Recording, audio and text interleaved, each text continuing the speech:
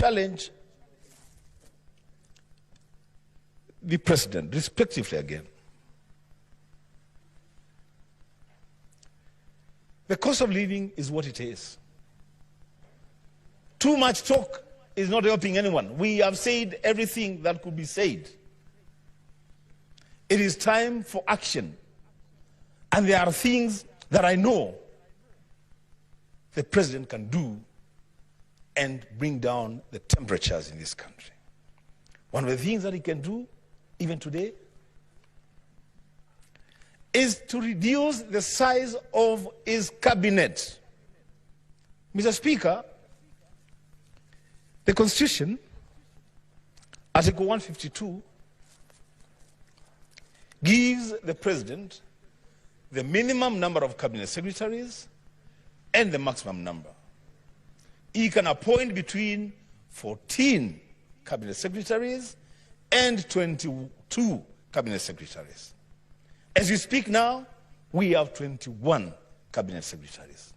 The Speaker, I want to call on the president, as a demonstration that he has listened and understood what the people are saying.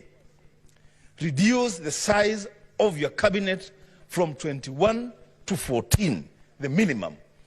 Merge departments.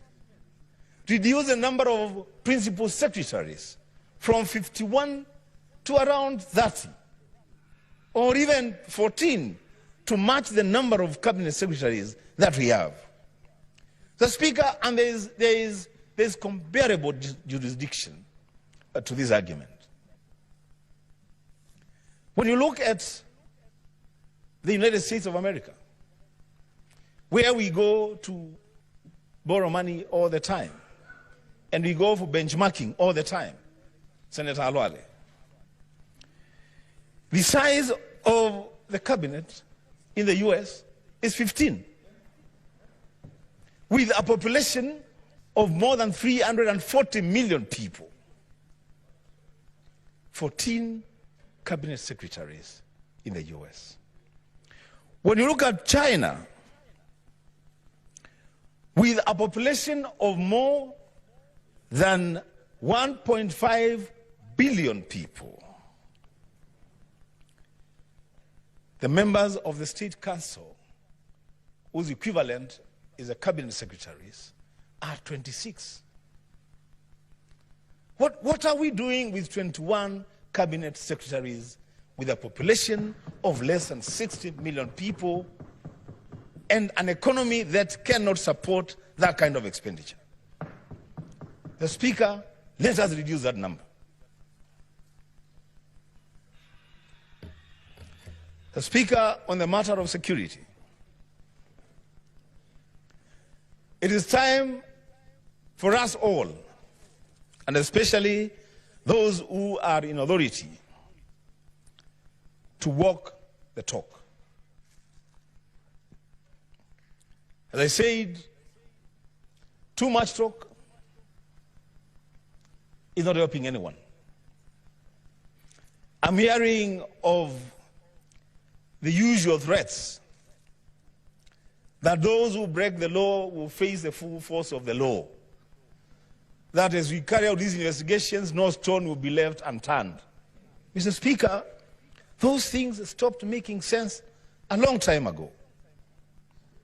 It is time for action.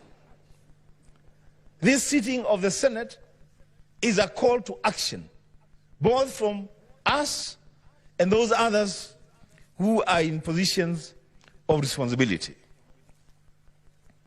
Mr. President,